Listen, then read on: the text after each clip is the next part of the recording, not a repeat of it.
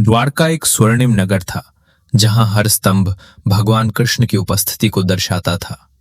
लेकिन इन भव्य गलियारों में दिव्य दर्शन के निकट रहने वालों के बीच एक शांत परिवर्तन हुआ।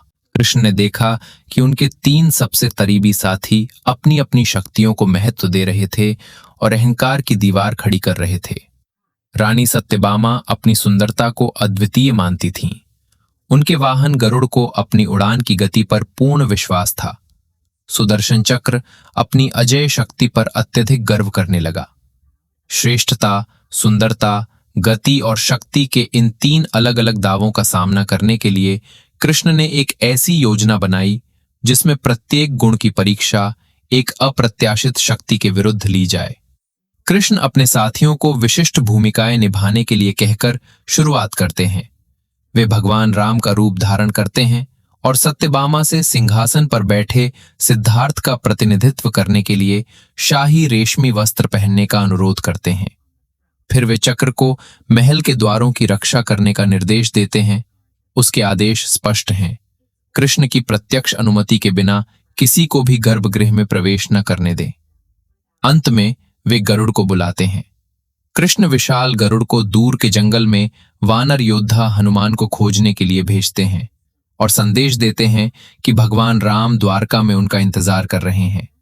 इन विशिष्ट सीमाओं को निर्धारित करके कृष्ण यह सुनिश्चित करते हैं कि सिंहासन कक्ष तक पहुंचने से पहले किसी भी आगंतुक को गरुड़ से आगे निकलना होगा और चक्र को पार करना होगा। गरुड़ जंगल में हनुमान को पाते हैं। केवल बूढ़े बंदर को देखकर गरुड़ उन्हें अपनी पीठ पर ले जाने की पेशकश करते हैं, क्योंकि उन्हें विश्वास होता है कि हनुमान की अपनी शक्ति यात्रा के लिए बहुत कम होगी।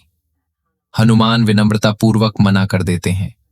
अपनी अद्वितीय गति का प्रदर्शन करने के लिए उत्सुक गरुड़ तुरंत आकाश में उड़ जाते हैं। सबसे पहले पहुंचने के लिए अपने पंखों को पूरी तरह से फैलाते हैं। लेकिन जब गरुड़ महल पहुंचते हैं तो वे हनुमान को पहले से ही वहां पाते हैं, जो कृष्ण के चरणों में शांति से बैठे होते हैं। गरुड़ उड़ान की यांत्रिकी पर निर्भर थे, जबकि हनुमान एक ही एकाग्रता के साथ आगे बढ़ रहे थे।